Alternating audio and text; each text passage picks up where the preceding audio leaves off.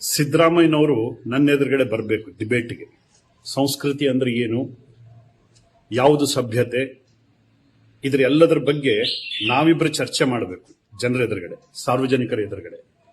ಅದು ಜನ ಪ್ರತ್ಯಕ್ಷವಾಗಿ ನೋಡಬೇಕು. ಎಲ್ಲೋ ಕುತ್ಕೊಂಡು ಅಥವಾ ಎಲ್ಲೋ ಸಭೆಗಳಲ್ಲಿ ಕೊಡೋದಲ್ಲ, ನನ್ನ ಎದುರುಗಡೆ ಬರಬೇಕು ಸಿದ್ದರಾಮಯ್ಯನವರು.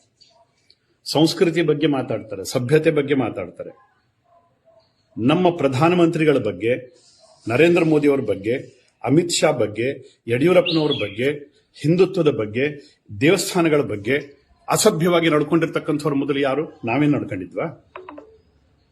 ನಮ್ಮ ಬಗ್ಗೆ ಅಷ್ಟೊಂದು ಕೀಳಾಗಿ ಹೇಳ್ತಕ್ಕಂಥ ಅವಶ್ಯಕತೆ ಏನಿತ್ತು? ಕಾಂಗ್ರೆಸ್ ಲೀಡರ್ಗಳು ನಮ್ಮ ಪ್ರಧಾನಮಂತ್ರಿ ಮೋದಿ ಅವರ ಬಗ್ಗೆ ಏನೆಲ್ಲ ಕೆಟ್ಟದನ್ನು ಮಾತಾಡಿದ್ದಾರೆ?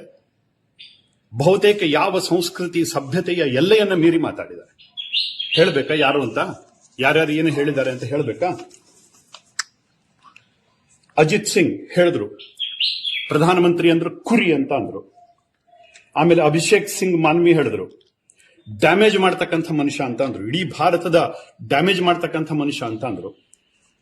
ಆಮೇಲೆ ಸಮಾಜವಾದಿ ಪಾರ್ಟಿ ಲೀಡರ್ ಹೇಳಿದ್ರು, ಅಜಂ ಖಾನ್ ಹೇಳಿದ್ರು ಅವ ಒಂದು ಪಪ್ಪಿ ಅಂತ ಅಂದ್ರು, ಅತ್ಯಂತ ಜಾತೀಯವಾದಿ ಅಂತ ಕರೆದ್ರು. ಆಮೇಲೆ ಬೇನಿ ಪ್ರಸಾದ್ ವರ್ಮಾ ಅಂತ ಕರೆದ್ರು, ಪ್ರಧಾನಮಂತ್ರಿಗಳನ್ನ ಕೊಲೆಗಡುಕ ಅಂತ ಕರೆದ್ರು. ಆಮೇಲೆ ಸಲ್ಮಾನ್ ಖುರ್ಷಿದ್ ಅವ್ರನ್ನ ಕಪ್ಪೆ ಅಂತ ಕರೆದ್ರು, ಮಂಗ ಅಂತ ಕರೆದ್ರು, ನಪುಂಸಕ ಅಂತ ಕರೆದ್ರು. ಪಿ ಚಿದಂಬರಂ ಹೇಳಿದ್ರು ಅತ್ಯಂತ ದೊಡ್ಡ ಸುಳ್ಳುಗಾರ ಅಂತ ಪಿ ಚಿದಂಬರಂ ಕರೆದ್ರು. ಆಮೇಲೆ ಶರದ್ ಪವಾರ್ ಹೇಳಿದ್ರು ಇವ್ರನ್ನ ಹಿಟ್ಲರ್ ಅಂತ ಕರೆದ್ರು. ಕಾಂಗ್ರೆಸ್ ಲೀಡರ್ಗಳು ಬಹುತೇಕ ಎಲ್ಲರೂ ಕೂಡ ಮೋದಿ ಅವರನ್ನ ಹಿಟ್ಲರ್ ಅಂತ ಕರೆದ್ರು. ಇದೆಲ್ಲದಕ್ಕೂ ದಾಖಲೆಗಳಿದೆ, ಎಲ್ಲದಕ್ಕೂ ದಾಖಲೆಗಳಿದೆ, ಮೀಡಿಯಾದ್ದೇ ದಾಖಲೆಗಳಿದೆ ಇದರಲ್ಲಿ. ಆಮೇಲೆ ಹಾಜಿ ಯಾಕೂಬ್ ಹೇಳಿದ್ರು ಇವರೊಬ್ರು ಪ್ರೆಡೇಟರ್ ಅಂತ ಕರೆದ್ರು, ಟೈರಂಟ್ ಅಂತ ಕರೆದ್ರು.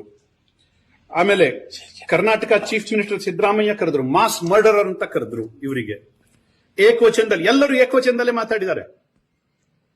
ಸಿದ್ದರಾಮಯ್ಯನವರಿಗೆ ಮತ್ತು ಕಾಂಗ್ರೆಸ್ ಲೀಡರ್ಸ್ಗಳಿಗೆ ಇಲ್ಲದೆ ಇರತಕ್ಕಂಥ ಸಭ್ಯತೆಯ ಪಾಠ ಇವತ್ತು ಬಿಜೆಪಿಗೆ ಯಾಕೆ? ಯಾರು ನನ್ನ ಮಾತನ್ನ ಒಪ್ಕೊಂತಾರೋ ಬಿಡ್ತಾರೋ ಪ್ರಶ್ನೆ ಇಲ್ಲ, ಆದ್ರೆ ನನ್ನ ಪ್ರಧಾನಮಂತ್ರಿ, ನನ್ನ ಧರ್ಮ, ನನ್ನ ದೇಶ, ನನ್ನ ನಿಲುವು, ಇದರಲ್ಲಿ ಯಾವುದೇ ಹಿಂಜರಿಕೆಯ ಅವಶ್ಯಕತೆನೇ ಇಲ್ಲ. ಅಷ್ಟಕ್ಕೆ ಮುಗಿದಿಲ್ಲ. ಜಯರಾಮ್ ರಮೇಶ್ ಹೇಳಿದ್ರು ಪ್ರಧಾನಮಂತ್ರಿಗಳನ್ನ ಭಸ್ಮಾಸುರ ಅಂತ ಕರೆದ್ರು. ದಿಗ್ವಿಜಯ ಸಿಂಗ್ ಹೇಳಿದ್ರು ಇವ್ರನ್ನ ರಾವಣ ಅಂತ ಕರೆದ್ರು.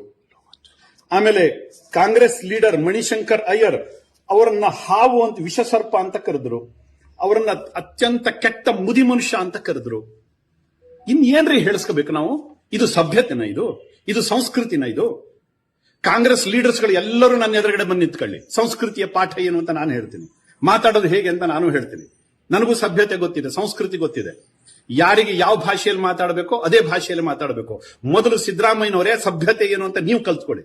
ಕಾಂಗ್ರೆಸ್ ಲೀಡರ್ಸ್ಗಳೇ ಸಂಸ್ಕೃತಿ ಅಂತಂದ್ರೆ ಏನು ಅಂತ ನೀವು ಕಲ್ತ್ಕೊಳ್ಳಿ. ಮಾತಾಡೋ ರೀತಿ ನೀತಿಗಳನ್ನ ನೀವು ಕಲ್ತ್ಕೊಳ್ಳಿ, ಆಮೇಲೆ ನಮಗೆ ಪಾಠ ಮಾಡಿ. ಇವತ್ತು ಕೆಲವೊಬ್ರು ಸಭ್ಯರು ನಮಗೆ ಪಾಠ ಮಾಡ್ಲಿಕ್ಕೆ ಬರ್ತಾರೆ. ಸಿದ್ದರಾಮಯ್ಯನವರು ಮೊನ್ನೆ ತಾನೇ ಎಲ್ಲ ವಿಡಿಯೋ ಸೋಷಿಯಲ್ ಮೀಡಿಯಾಗಳಲ್ಲಿ ಹರಿದಾಡ್ತಾ ಇದೆ, ಏಕವಚನದಲ್ಲಿ ಮಾತಾಡಿದ್ರು. ಕಳೆದ ಚುನಾವಣೆಗಳಲ್ಲಿ ಏನೆಲ್ಲ ಮಾತಾಡಿದ್ರು.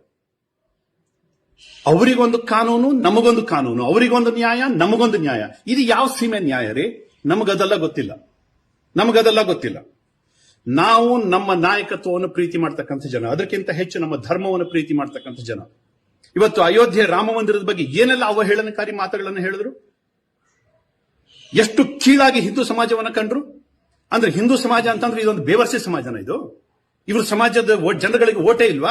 ಅಲ್ಲಿರ್ತಕ್ಕಂಥ 15%, 20% ಜನರು ಓಟಿಗೋಸ್ಕರ ಇಷ್ಟೆಲ್ಲ ಜೊಲು ಸುರಿಸ್ತಾರೆ. ಹಾಗಿದ್ರೆ 80%, 85% ಇರತಕ್ಕಂಥ ನಮ್ಮ ಜನರಿಗೆ ಏನಿದೆ ಗೌರವ? ಹಾಗಿದ್ರೆ ಮೊದಲು ಗೌರವ ಕೊಟ್ಟು ಮಾತಾಡೋದನ್ನು ಕಲೀರಿ. ನಮ್ಮ ಸಮಾಜಕ್ಕೆ ಮೊದಲು ನಮ್ಮ ಧರ್ಮಕ್ಕೆ ಗೌರವ ಕೊಟ್ಟು ಮಾತಾಡೋದನ್ನು ಕಲೀರಿ. ಜಾತ್ಯತೀತತೆ ನಮಗೂ ನಂಬಿಕೆ ಇದೆ, ಆದ್ರೆ ಆ ಧ್ವನಿ ನಿಮ್ಮ ಧ್ವನಿಯಲ್ಲಿರಲಿ, ನಿಮ್ಮ ಭಾಷೆಯಲ್ಲಿರಲಿ. ಹಿಂದೂಗಳಿಗೆ ಒಂದು ರೀತಿ ಪದ್ಧತಿ, ಮುಸಲ್ಮಾನರಿಗೆ ಒಂದು ರೀತಿ ಪದ್ಧತಿ. ಇದು ಯಾವ ಸೀಮೆ ನ್ಯಾಯ ರೀ? ದಯವಿಟ್ಟು ಸಭ್ಯತೆಯನ್ನು ನೀವು ಕಲೀರಿ, ಸಂಸ್ಕೃತಿಯನ್ನು ನೀವು ಕಲೀರಿ, ಆಮೇಲೆ ನಮಗೆ ಪಾಠ ಮಾಡ್ಲಿಕ್ಕೆ ಬನ್ನಿ. ನಮ್ಮ ಧ್ವನಿ ಇದೇನೆ. ನೀವು ಹೇಳಿದ್ದು ಏಕವಚನದಲ್ಲಿ ಮಾತಾಡಿಸಿದ್ದು ಸರಿ ಅಂತಾದ್ರೆ ನಾನು ಮಾತಾಡಿದ್ದು ಸರಿ. ಯಾರು ನನ್ನನ್ನು ಒಪ್ಕೊಂತಾರೋ ಬಿಡ್ತಾರೋ ಗೊತ್ತಿಲ್ಲ, ದೇವರು ಒಪ್ತಾನೆ. ಈಗ ಹಿಂದೂ ಸಮಾಜದ ಸಭ್ಯ ಜನ ಇದನ್ನ ಒಪ್ಕೊಂತಾರೆ. ಸೋಷಿಯಲ್ ಮೀಡಿಯಾದಲ್ಲಿ ನೋಡ್ಲಿ, ಇವತ್ತು ಚರ್ಚೆ ಮಾಡ್ಲಿ, ಯಾರು ಏನೇನು ಹೇಳ್ತಾ ಇದಾರೆ ಅನ್ನೋದನ್ನ ಕೇಳಲಿ. ಸಿದ್ದರಾಮಯ್ಯನವರೇ, ಖಂಡಿತವಾಗಿ ಹೇಳ್ತೀನಿ, ಸಂಸ್ಕೃತಿ ಸಭ್ಯತೆ ಬಗ್ಗೆ ಮಾತಾಡೋದಾದ್ರೆ ನನ್ನ ಎದುರುಗಡೆ ಬರ್ರಿ. ಇಡೀ ಕರ್ನಾಟಕದ ಜನ ನೋಡ್ಲಿ, ಲೈವ್ ಆಗ್ಲಿ, ಬನ್ನಿ ನಮ್ಮ ಎದುರುಗಡೆ.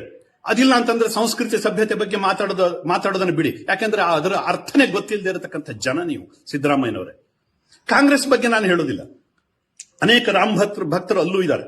ತುಂಬಾ ಜನ ಪ್ರಾಮಾಣಿಕವಾಗಿ ಇವತ್ತು ಕೂಡ ಸೇವೆ ಸಲ್ಲಿಸ್ತಾ ಇದ್ದಾರೆ. ಆದ್ರೆ ಸಿದ್ದರಾಮಯ್ಯನಂತಹ ಧರ್ಮಲಂಡರ್ ಬಗ್ಗೆ ನಾನು ಹೇಳ್ತಾ ಇದ್ದೀನಿ.